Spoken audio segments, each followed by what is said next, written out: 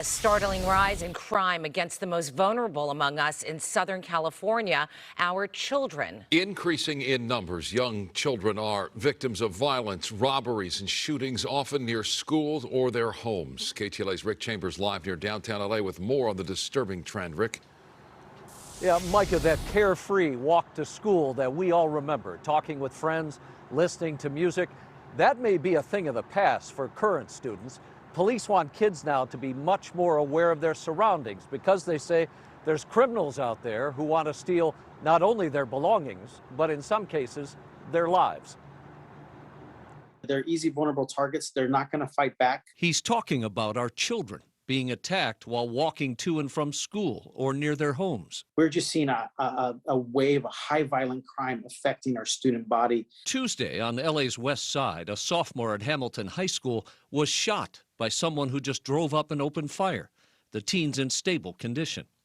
This surveillance footage shows two sisters being robbed of their phones and jewelry the morning of February 2nd. This is along Melrose and one of half a dozen similar robberies targeting students. Sergeant Perez, who's investigating the Melrose assault, says it's going to take a community approach to put an end to it. As parents, as a school community, we have to create a culture of safety, and we have to begin to be part of these answers because we cannot allow our students to be victimized. Sheriff's detectives just released this video of 14-year-old Otis Williams walking near his house. When a Dodge Charger pulls up, a gun emerges from the driver's window and a dozen shots are fired. He was my little buddy, but now he's gone. Otis was simply walking to the grocery store near 98th and Central in the Florence Firestone area, what may be a case of mistaken identity. My main thing is why. I can't bring him back. He's gone.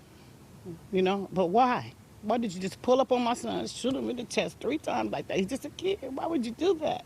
Detectives say the Charger RT is Dodger blue with a dark stripe over the hood and spoiler. Investigators believe in some of these crimes, juvenile offenders are being used and supported by adults.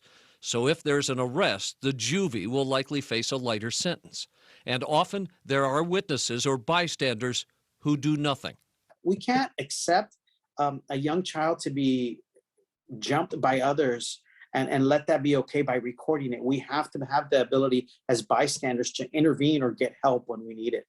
Part of that community approach, one resident looking out for another.